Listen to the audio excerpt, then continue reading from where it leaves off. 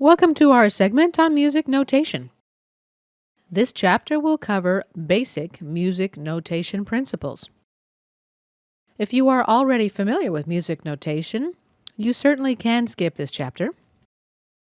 Knowledge of music notation is very useful, not only for reading and writing your music scores, but it helps you better understand the MIDI language. After all, MIDI is based on the same fundamental ideas as written music. These 5 lines here are called a staff. You can say they represent the frequency or identity of a sound. The staff divides music into bars or measures. Bars are again subdivided into beats. On the left-hand side, you see our time signature, 4/4. The top number here tells us we have 4 beats in each bar. And the bottom number tells us what kind of note represents 1 beat. In this case, a quarter note equals 1 beat, and hence 4 quarter notes will fill our bar. A half note is 2 beats long, and 2 half notes will fill this bar. A whole note is 4 beats long and will fill this bar. Here you see a graphical representation of a whole note, half note, quarter note, eighth note, 16th note, and so on. These are the durations of the notes, or how long they play. Each note is half the duration of the note above. But what about notes which have an odd number of beats, 3, 5, and so on? These notes can be written in 2 ways. You can dot the note. A dot after your note adds 50% of its value. In this case, a dotted half note will play for 3 beats. You can also use a tie. The tie is a symbol which combines the duration of several notes. In this case, the half and the quarter together last for 3 beats. Now, let's take a look at rest symbols. Rests follow the same mathematical logic as notes, but instead of representing sound, they represent silence, or a rest from sound. Here are some graphical representations of a whole rest, a half rest, the quarter rest, the 8th rest, 16th rest, and so on. A dot symbol after your rest will extend the rest duration 50%. Same with the notes. For example, this dotted half rest here lasts for 3 beats. A tie symbol can be used to link more than one rest together.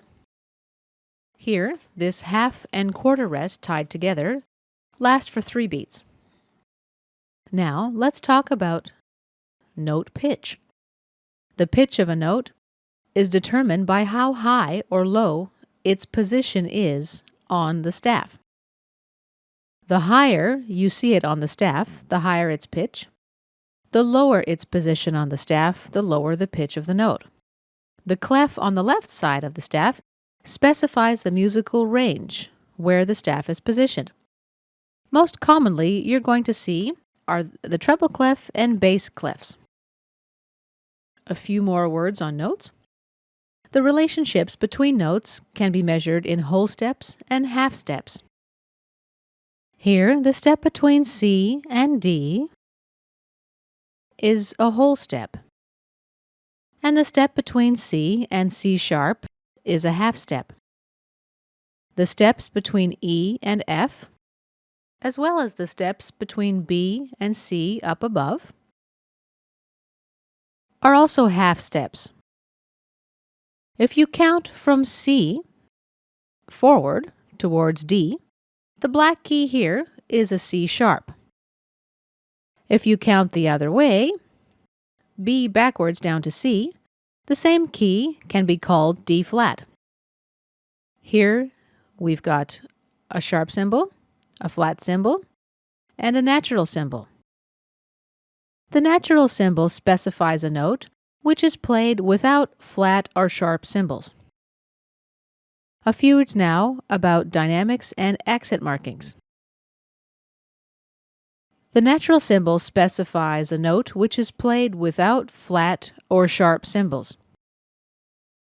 Here you can see how the relationship between the piano and the written music works. The C key is represented by this note, but C sharp by this one. The B note is here, and B flat is here.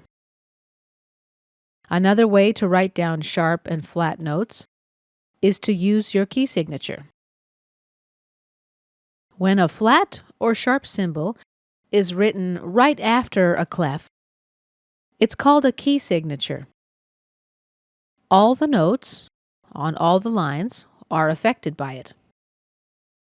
Here, all three notes will play as C sharp, and the note after the natural symbol plays as C natural. A few words now about dynamics and accent markings. Legato here means that these notes are connected to each other.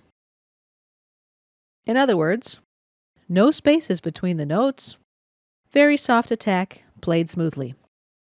Staccato, next, is opposite of legato. The notes are played slightly shorter than written.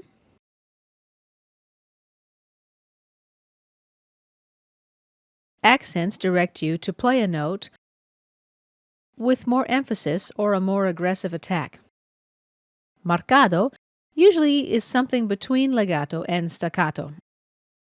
This can be indicated with a various combination of lines, dots, slurs, and accents. Slurs and glissandos. Glissando is a continuous slide in pitch, or in other words, a smooth bent pitch from one note to another. And a slur is a smooth transition from one pitch to another.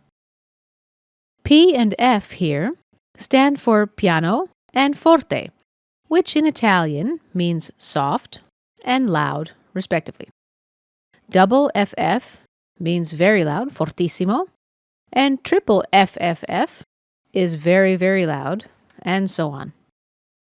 Double PP is pianissimo, and a triple P is very, very soft, and so on. MP and MF mean medium soft and medium loud. Here we see crescendo and decrescendo.